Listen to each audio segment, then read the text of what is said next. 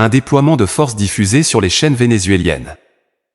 Les médias d'État font état de manœuvres militaires d'envergure nationale dans un contexte de tensions croissantes avec les États-Unis.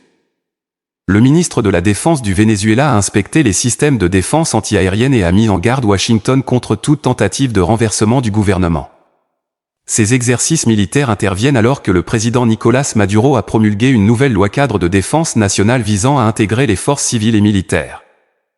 En promulguant cette loi, tous les commandements de défense intégrale qui rassemblent toutes les institutions publiques de l'État vénézuélien, l'armée et le pouvoir populaire doivent être activés immédiatement. La signature de ce texte déclenche donc l'ordre d'établir, de structurer et de mettre en activité ces commandements, afin que nous soyons prêts. Maduro affirme que le président américain Donald Trump cherche à le destituer. Ce dernier le nie. Des rapports indiquent que vous envisageriez des frappes au Venezuela. Est-ce vrai? Une décision a-t-elle été prise? Non. Cette position intervient malgré un renforcement des forces navales américaines dans la région, que Washington justifie comme faisant partie de ce qu'elle qualifie de « guerre contre la drogue ». Depuis septembre, et plus récemment dans l'est du Pacifique, les États-Unis ont bombardé plus d'une dizaine de bateaux au large des côtes vénézuéliennes. Washington affirme que ces navires étaient ciblés car ils transportaient de la drogue, plus de 70 personnes ont été tuées. Trump a minimisé les rapports évoquant une extension des contacts américains avec les groupes d'opposition au Venezuela. Le ministre de la Défense de Maduro affirme que son pays est prêt à répondre à toute escalade militaire américaine. Nous sommes des amants de la paix. Nous ne voulons pas la guerre, ni ici ni ailleurs dans le monde. Mais s'ils viennent s'en prendre au Venezuela, ils nous trouveront sur leur chemin. Des dirigeants étrangers, certains membres du Congrès, des experts juridiques et des familles des victimes des attaques contre les bateaux ont exigé des preuves pour étayer les allégations de Washington. La France a joint sa voix aux inquiétudes croissantes concernant les projets potentiels de Washington, qualifiant les opérations militaires américaines dans les Caraïbes de violation du droit international. Charles Stratford, Al Jazeera. Les États-Unis ont considérablement accru leur présence militaire dans les Caraïbes. Depuis août, plus de 10 000 soldats américains et des avions de chasse ont été déployés près du Venezuela. Il s'agit du plus important déploiement de forces américaines dans la région depuis des décennies. Et comme nous l'avons mentionné, le plus grand porte-avions de l'US Navy, le Gerald R. Ford, est désormais arrivé dans le sud des Caraïbes. C'est le plus grand navire de ce type au monde, disposant de sa propre aile aérienne de plus de 75 chasseurs, hélicoptères et avions de détection précoce. Un destroyer naval transportant des missiles guidés, des hélicoptères et des marines est également arrivé à Trinité et Tobago, près des côtes vénézuéliennes. Le Venezuela a placé ses forces armées en état d'alerte maximale, déployant des milliers de soldats et, selon des rapports, 5000 missiles d'origine russe à travers le pays pour contrer le renforcement américain. Richard Weiss, nous faisons appel à vous. Vous êtes chercheur principal au Collège de défense de l'OTAN et vous nous rejoignez depuis Washington.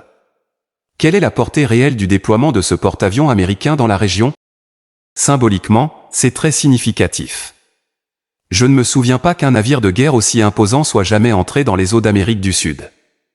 Le porte-avions est très performant, mais militairement, il est un peu déplacé.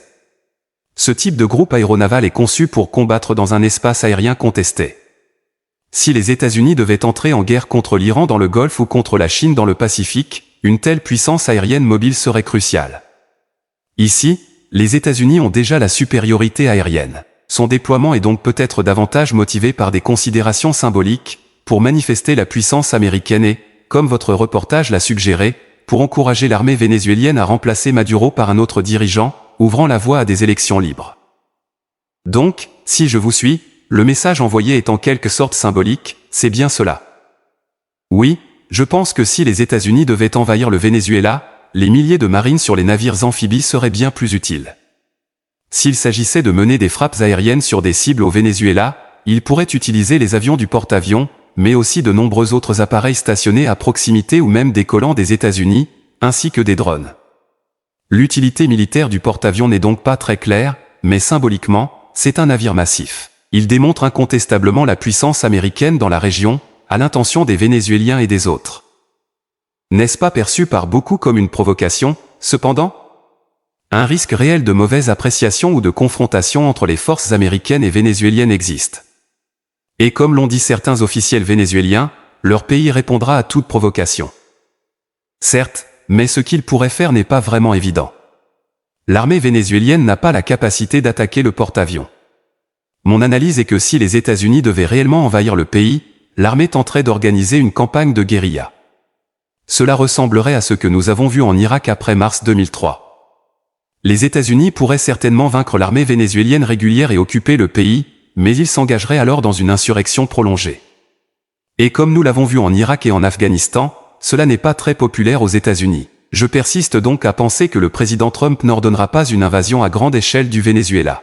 Le Venezuela organise quant à lui ses propres exercices nationaux sur 2 jours.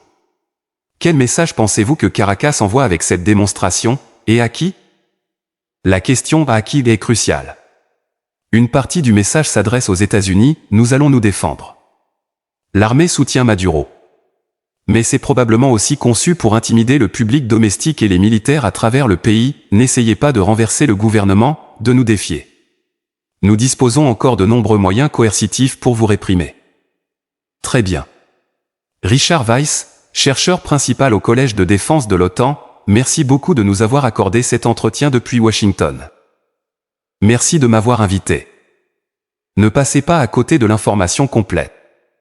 Abonnez-vous sur notre chaîne pour une actualité fiable et des analyses d'experts. Aimez, partagez, restez informés.